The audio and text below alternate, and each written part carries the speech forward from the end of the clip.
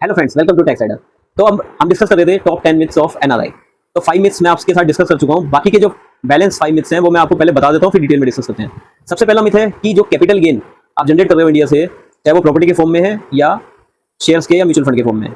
Second myth है आपका कि सपोज आप कोई रेंटल इनकम जनरेट कर रहे हैं इंडिया से, तो उसे आपको रिपोर्ट करना है या नहीं करना है। थर्ड मिथ है आपका कि आप जो फंड्स रिपेट्रिएट कर रहे हैं इंडिया से, वो आप कर नहीं पा रहे हैं क्योंकि आप सेविंग अकाउंट मेंटेन कर रहे हैं।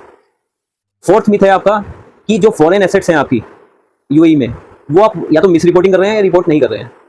5 मिथ, जो कि बहुत बड़ा मिथ है मैक्सिमम एनआरआई में, no tax in UAE, so no worries in India. UAE के अंदर कोई पर्सनल टैक्स नहीं है, तो इंडिया में हमें वरी करने की रिक्वायरमेंट ही नहीं है। तो हम डिस्कस कर लेते हैं डिटेल के अंदर। पहला मिथ है कि कैपिटल गेन जनरेट होता है प्रॉपर्टी सेल से या म्यूचुअल फंड से या शेयर से, तो उस केस में आपको आईटीआर फाइल करनी है नहीं करनी है। आपको आईटीआर फाइल करनी है। वहाँ पे आपका विदहोल्डिंग टैक्स डिडक्ट हो रहा है जब आप फंड्स रिपेट्रिएट करते हैं, तो वहाँ मैंडेटरी है आईटीआर फाइल करना। सेकंड मिथ है कि अगर आपने कोई रेंटल इनकम जनरेट की है इंडिया में और वो आपके सेविंग अकाउंट में आ रही है सपोज, तो आपको रिटर्न फाइल नहीं करनी है। पहली बात तो सेविंग अकाउंट मेंटेन ही नहीं करना है अगर आप एनआरआई हैं, आपको सीधा एनआरआई या एनआरओ अकाउंट में ट्रांसफर करना है। दूसरे मिथ में अगर आपको लगता है कि इनकम टैक्स के पास इन्फॉर्मेशन नहीं है उस रेंटल की, तो वो गलत है, क्योंकि जो भी आपको रेंट प्रोवाइड कर रहा है वो आपको 194 आईबी के अंदर 10% डिडक्ट करके आपको भेज रहा है, तो इसका मतलब आपकी इन्फॉर्मेशन इनकम टैक्स में जा रही है, तो उसका आईटीआर आपको फाइल करना है। अब हम डिस्कस करते हैं थर्ड मिथ।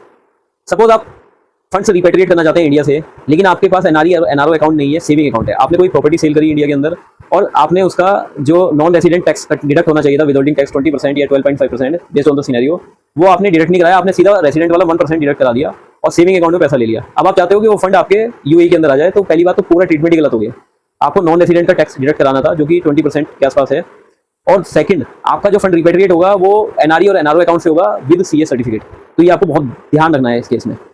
अब हम फोर्थ मिथ की बात कर लेते हैं, वो है basically miss reporting of foreign assets. अगर आप एनआरई हैं, एनआरए या एनआरआई हैं, तो आपको फॉरेन एसेट्स डिक्लेयर करने हैं इनकम टैक्स रिटर्न में, जो कि आईटीआर 2 है। वहाँ पे आपका अगर कोई बैंक अकाउंट है यूएई के अंदर या कोई प्रॉपर्टी है, वो आपको प्रॉपर्ली डिस्क्लोज करनी है। अगर आप वो डिस्क्लोज नहीं करते हैं तो उस केस में फेमा का वायलेशन होगा और आप पे 50 लाख के आसपास की, अप टू 50 लाख या 10 लाख आपके ऊपर पेनल्टी लग सकती है। अब हम डिस्कस कर लेते हैं फिफ्थ मिथ। ज़्यादातर लोग ये सोचते हैं कि यूएई में कोई टैक्स नहीं है, तो हमें इंडिया के टैक्स की चिंता नहीं करनी है। ऐसा नहीं है। अगर आप इंडियन से कोई भी इनकम जनरेट कर रहे हैं तो आपको उस पर टैक्स देना मैंडेटरी है।